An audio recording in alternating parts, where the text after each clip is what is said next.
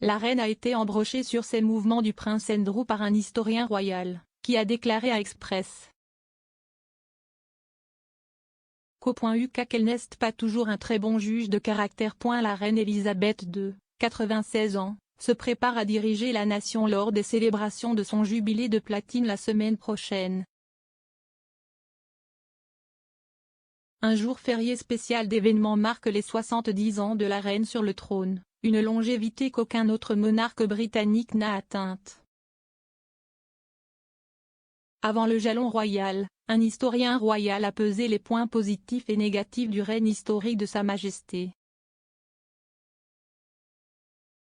Le docteur Edition Owens est un ancien professeur d'université et un expert de la maison de Windsor, qui est l'auteur du livre The Family Firm, Monarchy, Mass Media and the British Public, 1932-1953.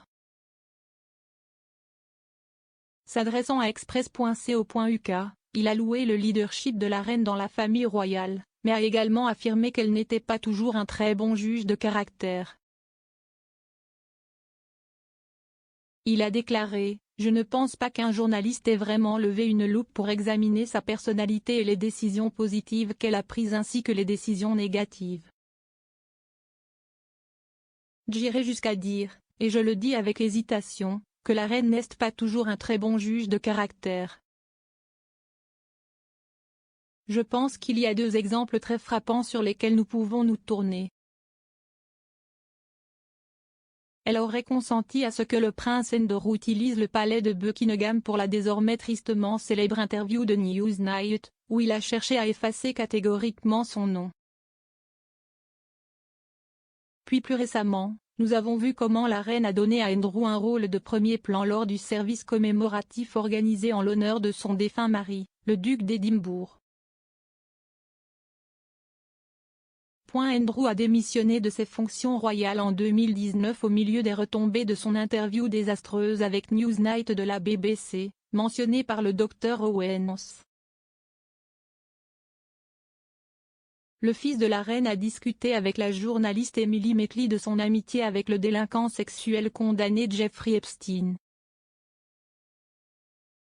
Étant donné qu'Andrew n'effectue plus d'engagement, il a récemment été écarté de l'apparition du balcon du jubilé que la famille royale fera pour regarder Trooping the Colour la semaine prochaine. L'absence du duc d'York est due au fait que l'occasion n'est réservée qu'aux royaux qui travaillent, le prince Harry et Meghan Markle ne seront pas non plus là.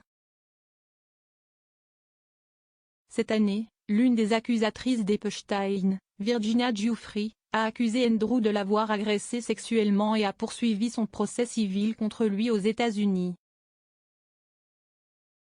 Andrew a vigoureusement nié les allégations tout au long de l'affaire et a déclaré qu'il ne se souvenait pas d'avoir jamais rencontré Madame Giuffre. Les deux parties ont convenu de régler l'affaire en mars, ce qui a officiellement mis fin à la procédure contre Andrew et n'était pas un aveu de culpabilité de sa part. Plus tard ce mois-là, la reine a ensuite donné à son fils un rôle de premier plan dans le service commémoratif de son défunt mari, le prince Philippe. Le duc a accompagné Sa Majesté dans l'allée au début de la cérémonie à l'abbaye de Westminster. Le docteur Owens a déclaré « Nous savons que le prince Charles et le prince William n'étaient pas satisfaits de cette décision de donner à Andrew un rôle aussi important au service commémoratif. Et je dirais que c'était un faux pas de la part de la reine. Elle aurait approuvé cette décision personnellement. » Malgré les critiques de l'historien sur certaines des décisions de la reine, il a également fait l'éloge de son règne dans son ensemble et de la façon dont elle a maintenu la monarchie intacte pendant si longtemps. Il a déclaré « Je pense que dans l'année de son jubilé, il y a clairement beaucoup à célébrer en ce qui concerne le fait qu'elle a maintenu la monarchie. Si vous regardez une sorte de précédent historique, tant de grandes monarchies européennes se sont effondrées parce qu'elles n'ont pas pu suivre le rythme, mais aussi des choses comme la révolution sociale, la guerre,